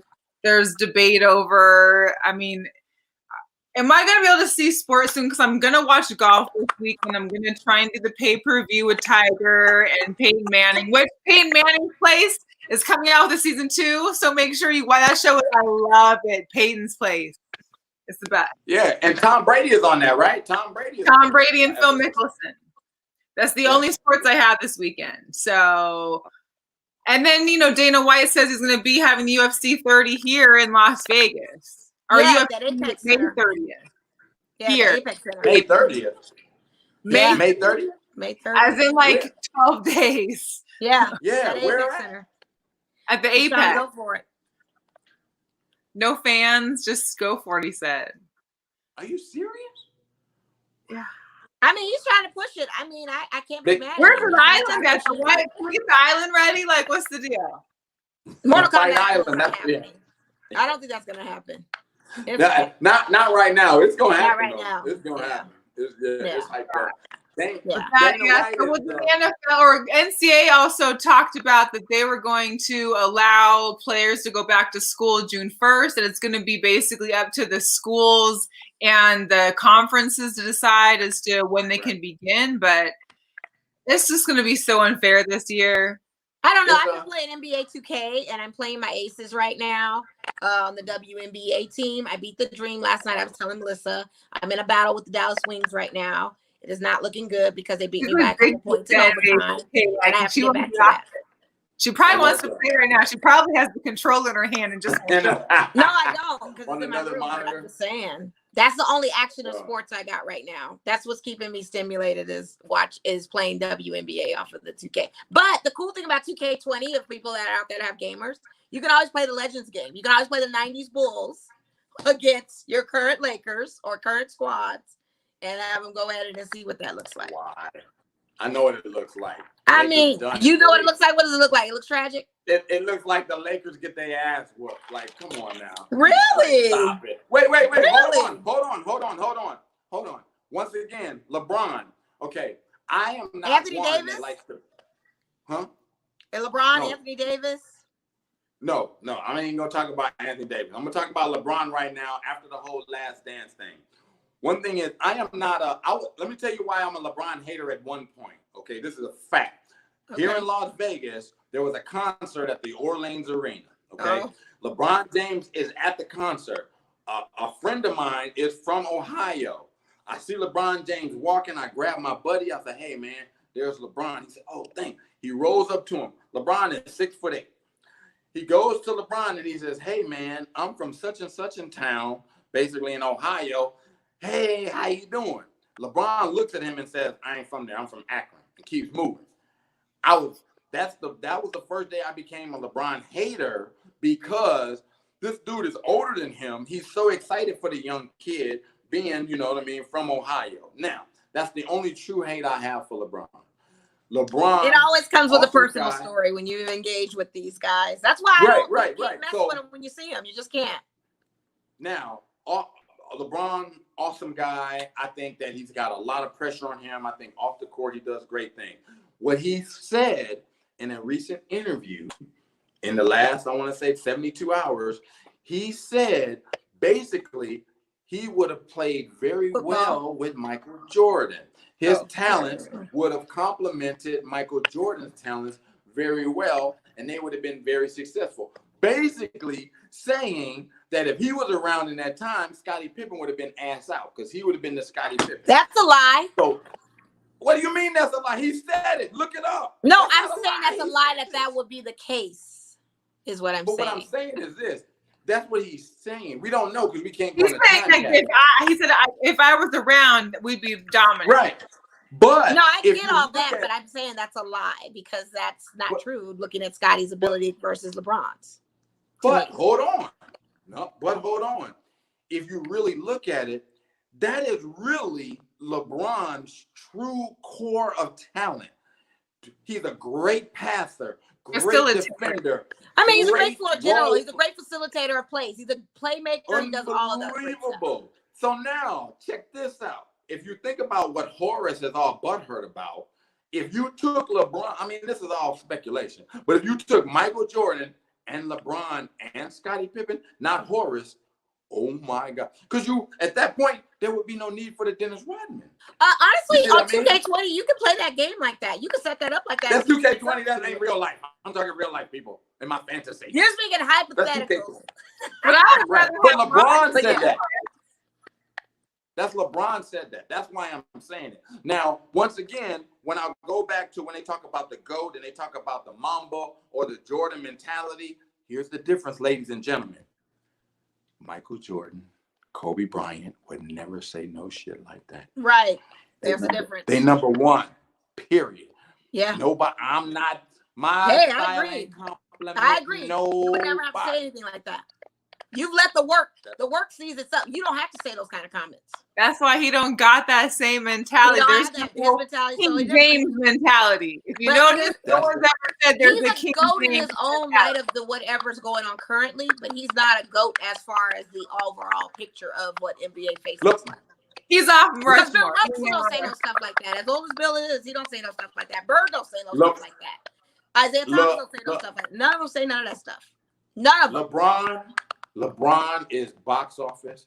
He's beautiful on the court, off the court. It is hard to refute any of his accolades. But For sure. LeBron is, 33 years old? I want to say, is he around? 32, around 33, 32, 32. 32, I think he is. LeBron James will not have 6 rings when it's said and done. Oh, He no. will not. And I always said He that will argument before he was a Laker. I And- said even with him coming over Laker, he's not gonna get 6 rings. I didn't think he was going to even get 5 like Kobe Bryant. I said he's not even going to get 5. Well, he don't have 5 yet. No, 3. he doesn't. But I don't think he'd ever hit 5 when he was naming it in Miami. Saying I won, not 2, not 3. I said at that point he is not going to get 5 rings. He's not going to even surpass that. The other thing is, I believe that you should get rewarded for being in the sport for a while, your longevity or whatever. But you shouldn't get applauded just because you played longer. Just because he's in the league longer. He just passed Jordan, blah, blah, blah. Okay. He just did. Yeah, that's because he's, He started when he was a teenager, too. He started when he was a child. Exactly. Vince Carter, the longest player ever in the NFL. Yeah. I mean, in the NBA. 22 years. It's beautiful. Dude still can hop out the gym. He basically, his retirement got, COVID messed up his He could honestly retire, though. He could honestly retire. Yeah, he can. But what I'm saying is, just because he's been in for 22 years, if he passes somebody on the list, it's not like, it's not, Vince Carter it's just still passed. an asterisk by that. It's still an asterisk, but because of the circumstance of him being a Juwan Howard and staying on the bench till he's old and gray, it's like Juwan Howard, matter. CBS, Chicago, don't hate on Juwan Howard. How long was Juwan Howard staying on that Miami bench, bruh? How many Chris years Webber, though? Staying on that bench? I know how you feel about Chris Webber. Come on, 5'5". Jalen Rose, what up, though? Come on.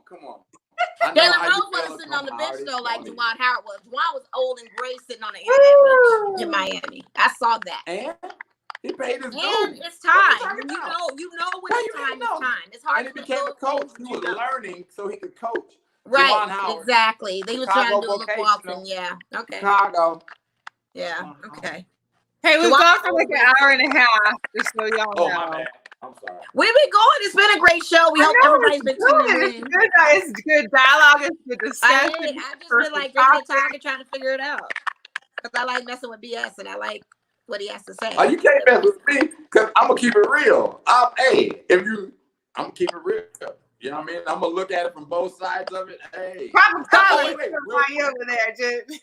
So, BS, what is your take as far as the NFL announcing incentives now for the owners to get black GMs and black coaches in the league by having 16 more draft picks? What was your take on that? Here's the deal. It's one of those things. If it was legit, I mean, I think they can flip it. They're gonna work the system like anybody else would work the system in a business move like that. Then you're just gonna. It's offset because you have so many brothers that play the game and not enough brothers leading the game. You know what I mean? Because ownership is like, But if you're going to try to incentivize them like that, then whoever's got the biggest, deepest pockets or is going to play money ball is going to figure out a way to put people strategically in places, whether they should be or not, to get those incentives. So do you think that the interview process for some of those guys should be transparent enough for us to see that they're qualified, so we don't have the narrative of they're just filling the quota so they can get their 16 draft picks? Well, what have they been doing now? I mean, you have to realize the way that the football, the way the professional sports is when it comes to coaching, as it is right now as a whole, is a good old boys club, period.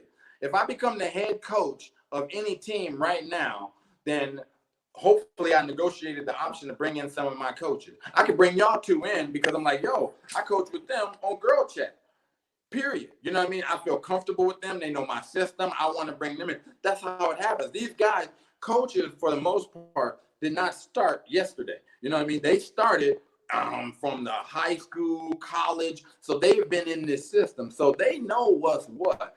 So a lot of stuff, it's a lot of political stuff that goes on with that. It's very political. I always cite Eric Bieniemy from Kansas City Chiefs. Like, I felt like a long time ago he should have been a head coach. And then I was told, shout out to Steven Senior, that he was offered jobs as head coaching for different teams, but never necessarily got those teams. Right. And that's quite possible. And that's what happens with guys. There's guys that have been very successful.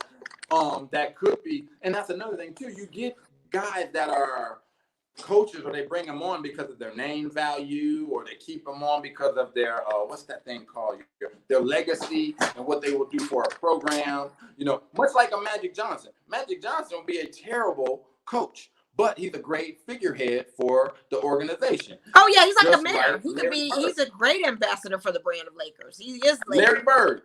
Yeah. Perfect example, Larry Bird. But then you look at a like a Van Gundy, and you're like, what the hell? Yeah, right. He's a great coach, but he wasn't no baller. But he gets the game. Phil Jackson, great player, not outstanding, different era, but he knew the game. He's like, oh, so it translates. You know what I mean? So it's one of those things that perfect example. Krause was gonna get rid of him at the height of his shit. So did that make sense?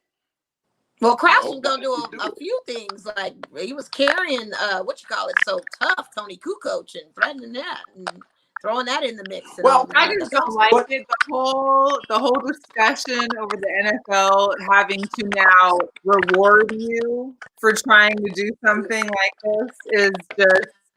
It should be done anyway. I think it's bogus. Now, whatever reason how they do it, like most of the leagues right now, if you're bad, you get more love, right? Like you get a higher opportunity. If you did crappy, you get a higher opportunity to make it better. I think that's the thing that will help the league overall, that like it's been doing. But they do need to do something, with the coaching. Now, do you think this exposes the fact that there are not enough? I think it's going to expose a lot of things that the minorities that are qualified to these positions that don't get them can now have an opportunity to get them. I hope so. I mean, the thing is, you could they'll put people that don't have, once again, you talk about tenure. You'll have guys that have, 20 years behind the scenes as a position coach or whatever. But just because they have that many years, don't mean they will be effective in a certain position. Their real role is a position coach. You know what I mean? They don't have the mindset. But then you got a guy that maybe came out of a JUCO and went to a D1 school, and he's got that mindset. But what program does he go with? And once again, when we talk about professional athletics, now you're dealing with all these personalities. So if you bring in a guy in 2020 and you got this personnel, you know what? Your personnel might change in 2023 because of free agency and this and this, and now it doesn't work so much. But that's why Belichick is so successful, because it's a system. He picked for the system. Yeah, and you notice they didn't draft a quarterback because they got a backup one ready to go who's about to be probably fired. But because he's like, well, don't forget, the one thing that people have to realize with Belichick is he directs the narrative. Just like Pop. Mm-hmm. You know what I mean? You ask Belichick anything about anything, he's like, yeah, answer. Okay, man. Just like Pop. Hey, are y'all going to go 32 games? Well, I already put that out in the press release. We're going to do what we can by Thursday. Right. Because he don't let you get him frazzled, and he tells his team, look, that's how we're going to win this. But if Jordan does it, once again, back to Jordan, then it's like, he was an ass. No, he's like, no, we're going to direct this narrative. Right. We direct the narrative. Yeah. And that's what you have to do. If you want to be consistent and win, it's just like we're working out in regular people's lives. You know what I mean? Everyone knows you got to work out, blah, blah, blah. But when you don't have the motivation, then you need to have the discipline. That's it. So Jordan, boom, it's the discipline. Pop, it's the discipline. Belichick, it's the discipline. All that other stuff, if we have good players and we have this and we got good weather, that'll work. But if we got the discipline, we already put ourselves ahead of these folks. So I personally, talking about like just bringing Tom Brady into it, I am excited to see what will happen with Tom Brady in Tampa Bay and what will happen with the Patriots. I honestly, over the next 2 seasons, believe they will be equally successful at some level, but the real pressure is on Brady more than Belichick. That's what I think. Yeah. You may be right, because the spotlight is all on him in Tampa Bay. That's the whole story right now. That's about to be a takeover. Yeah, but can Cam Newton get a job? Can somebody get Cam Newton? Can somebody? That's the big $1 million question. Cam we got Geno Smith again as a backup, and at least we could have grabbed Cam. But Geno Smith again, really? Why?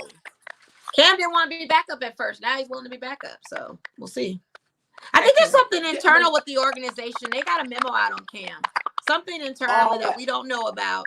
He's got the scarlet letter right now. He'll probably go to some team purgatory, and that's it. Here's the thing. I think that as fans, what most of us do is we're only thinking about the current season. As GMs and people in the head office, they're 2-3 seasons down the line. They're looking at the organization. Jerry Krause, that's why he was so good, because he's looking at the organization. You know what I mean? When he was touting Kukoc, he's not thinking about right now. He's thinking about the organization next couple of seasons. But that was a fail. Well, not a fail, but that wasn't just, that it didn't play out that way, of course, in the documentary. They hold resentment to that. But that's what it is. You know what I mean? You got to look at, but we're only looking at what we can see on the field that day, on that week. They got room. We only see the head coach, maybe the owner, and then we see the players. Well, we look at the now on all of that. We look at what's current day right now, and we don't ever look at what the future holds for some of these people. That's like the Raiders talk about, they say, well, Aaron Rodgers could be the next year's season court. Are you nuts? What's going on with you guys? Why would you think that? When I'm looking at the future of saying, no, we need to go younger, the game and position has changed. They need to run. They need to be able to scramble. They need to be able to Right. Rodgers is not that guy. He's got an arm, but he's not that quarterback model now. But that's it. That's it. Yeah. So, well, we enjoyed you, BS. I mean, amazing. I appreciate y'all letting me come and do this. We'll have to get you on to talk about some more stuff at another time. Right. Yeah. WNBA. Oh, I'm so sad. I'm so sad. Don't be sad. Watch my games. I'm going live. I'll go live on Instagram. Y'all can watch me play against Dallas Wings. Try my best to beat them this go round. And I'm gonna keep not trying. The same. Why y'all throwing me shade right now? I'm not throwing you shade. Yeah, I see it in your face. You're just as transparent. You're my computer right now with the computer, like you can't buy. Yeah, no. You can't ball like Ty Young on NBA 2K. She's been balling on my NBA 2K though. I've been having her in great positions. She's been doing some great shots. I mean, I can't complain. I don't cover. I even got Carolyn Sword shooting threes. That tells you a whole lot. This whole thing is bad. You know what I'm saying? I'll check you out. Send me your handle when we get done here. I'll peep you out and see what's going on. I'm not going live for real. I don't need that kind of pressure. All right. BS, thank you so much for joining. Thank you so much. And I want to thank all the Girl Chat fans for tolerating me and coming on with y'all. This has been awesome. No, it's been great. You're a great guest. We gotta have you in the studio. We gotta have the BS aura in person. You know what I mean? Hey, just out there real quick for any parents out there that want to get their kids in some sports in this crazy time, look up usabmx.com. That's usabmx.com. It's a sport. It's a kid on a bike. Everybody starts. Worst case scenario ever, if you lose, you still get to ride your bike. So it's a win-win-win-win situation. I love it. All right. I love it. I love it. USA we gotta get more into BMX. That's the thing is that I know you for like your hosting, your entertainment, your comedian, but the BMX rider BS, I don't know. That's what I need to know more about. Yeah, I'm fascinated about that too. I don't know anything about that either. Uh-oh. Back connection. Back connection. I bet. Shout out to Stephanie. She said this cat is fun to listen to. Yes, this guy literally is fun to listen to. Himself off the chat, like literally. Stuff out. That was his technical difficulties, by the way, Mel. I've been clear. I got an 11 Pro Max. Like, there's no way my phone is doing that. I don't know what it was, because when he was talking, I could hear him. When you were talking, I heard it. Because his mic was up loud. Now I don't hear it. Through his thing. Both of y'all have like too much. I don't know. Somebody, maybe he had his volume up too much, but. I mean, do you hear a crackle now? Okay, so how's that my phone then? Right, I'm saying I didn't hear it. Don't be dogging my 11 Pro Max just because, now I finally got a new phone. I was gonna say, don't get all cloudy with your new phone, because we know how long you were struggling without the new phone. Okay? I sure was. I was with this old baby. Selfie nation. But that was then, and this is now. And I'm saying for now, 11 Pro Max is not giving me no problems. I get it. Shout out to Apple. Put the Cash App up. They can send me money for that plug right now. And you guys, if anybody wants us to shout them out. Oh, and I was supposed to shout out my boys' catering restaurant too. Shout out to 504 catering, doing New Orleans dishes and all kinds of stuff. They got an Instagram. I can post that so you guys can see it. I'm also gonna just shout out to my new mask that I got. Oh This yeah, one, let's see it. my boy Ho, he got his mom made these, so I got this one. Nice. And I also I like that. My this Raider ones are one. This coming one from has the fans only. filters in Not fans it. only, but So I got another one here. oh yeah. This one actually has a nose piece and filters you can put in here. Oh, okay. Very good. Shout out to the Team Mask. I got Hey some Raider y'all, ones so coming out we order too. literally have about a handful left of these. Like, just so we know, handful is left. Shout out to everybody that's got them. Old boy Alex, he got one that was dope.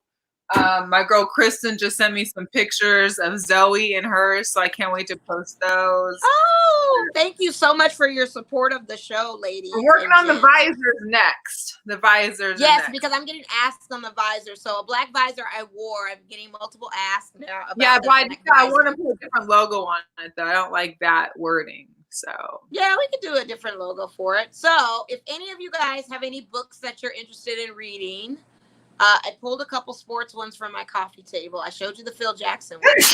If you guys, God bless you, want, I also have the Bo Knows autobiography. Read that. And for all my Vegas residents, if you don't own a Jerry Tarkanian book, you ain't from Vegas and you was never a Rebel fan. So I'm just saying you can get the Jerry Tarkanian book too. And then the Crew de Gras, and I was going to show this to BS. It's the Larry Bird, the Magic Johnson, When the Game Was Ours book. This is such a good read. I actually have to go back and reread this again because this was about the rivalry between the two of them. So that was dope. You got books, and I just got McDonald's Michael Jordan toys that I found. I love it. See, the Mioflex is good. See. I also have my one Jordan book. This is the one that was $24.99 back in 2002. When I remember that. Now this book is worth a couple $100, so you can't buy it anymore. Who remembers the folders, see, like yours, that collection. Yes, you need the collection pieces of this stuff. Yes, the Bulls folder. I had Peachy, but you know. I mean, random regalia. Like you should have all this kind of stuff. This is great stuff. I mean, there's just. I love it. Which way am I going? Oh, that's. Don't show all of it off on social media, there, Mel. You don't want anybody showing up into your place. They not. Yeah. So y'all can Cash App Mel at her Cash App if she's willing to sell some of that memorabilia stuff. It's probably going to be going to the highest bidder, which is priceless because she's not selling it. Just being. Oh wait, you didn't see this close up though. Let me see what else you got. Oh yeah, the Space Jam triple. Wow. Like still in the baseball, golf, and being in his Space Jam uniform. Love it. I love it. All right, but we're going to be on 2 hours now soon. So we thank everybody for joining. Please feel free to continue to share or subscribe or do whatever you got to do. We'll be back here next Wednesday. Yes, with a special guest. Very special guest. So you guys tune in next week. Can't wait. It's not MJ related. It's going to be something totally off script, something we haven't talked about in a very long time. Tune in next week and find out who it is. Until next time. Thank you so much. Cool. Bye. All right. Bye, y'all.